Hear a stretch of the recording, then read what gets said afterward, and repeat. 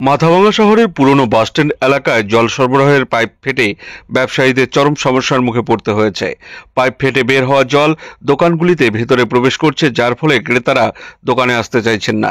এতে ব্যবসায়ীরা ক্ষতির মুখে পড়েছেন। স্থানীয় ব্যবসায়ী সুশান্ত হোম রায় জানিয়েছেন, সকালের দিক থেকে পাইপ ফেটে জল পড়ছে, জল দোকানের ভেতরে ঢুকে পড়ায় আমাকে দোকান বন্ধ রাখতে হয়েছে।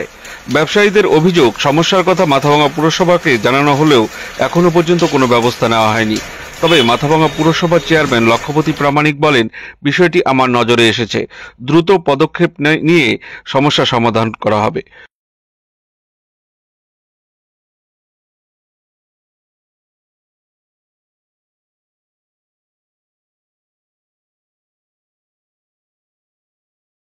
বলতে আমি সকাল থেকে দোকানদারি করতে পারছি না। পৌরসভার জলের ট্যাঙ্কি ভেঙে পাইপ লাইন ভেঙে আমার জল বেরোচ্ছে। সকাল থেকে দোকান বন্ধ করে রাখা হচ্ছে। আমি এতবার করে চেয়ারম্যানকে ফোন করলাম, চেয়ারম্যান আমার ফোন তুললো না। সকাল থেকে নিজে গিয়ে দেখা করলাম, আমার বাবা গেল দেখা করতে। আমার নাম্বার আমাকে গাছ কাটার লোকের নাম্বার আমাকে দিচ্ছে, আমাকে ফোন করতে বলছে। ওনাদের কোনো যোগাযোগ নেই।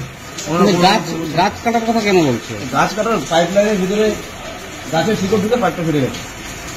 তাদের নিয়ে বারবার আমাকে বলছে যে তোমরা ফোন করো, তোমরা যোগাযোগ করো। এটাও কি আমার দায়িত্ব? মানে কবে কবে ফেটেছে এটা?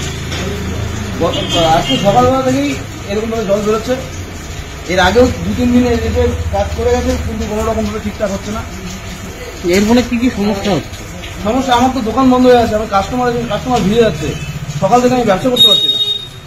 আমি নিজে গিয়ে 2-3 বার গিয়ে বললাম, তারপরেও ওনারা কোনো রকম ভুটকে দিচ্ছে না। কি নাম? সুশান্ত হোম রায়। এই কিছুক্ষণ আগে শুনলাম, ঘন্টাখানেক আগে আমি শুনলাম ওখানে আমাদের দুটা ট্যাঙ্কি আছে, যেটা পাম্প থেকে উপরে জলটা ওঠে। সেই জলটাই আমরা ওই মা ক্যাম্পিং এবং অন্যান্য ওখানে বাথরুম টাথরুম ইউজ হয়। ওটার সাইড দিয়ে পাইপটা, জলের ট্যাঙ্কির পাইপ ছিল, সেই পাইপটা ফেটে গেছে। তা ওটা আমি আমাদের সংশ্লিষ্ট যে যারা করে আর কি, যারা ঠিক করে তাদেরকে আমি বলছি, মন্দিরকে বলছি। এবং ওখানে আরেকটা সমস্যা হচ্ছে, ওখানে কিছু গাছ ডিস্টার্ব দিচ্ছিল। আমি লেবারকে বলা হয়েছে, ওরা যাচ্ছে। দোকানদার যারা তারা আসছে এখানে, আমাকে ব্যাপারটা ওরা জানাবো। আমি সঙ্গে সঙ্গে তাদেরকে পাঠিয়ে দিচ্ছি।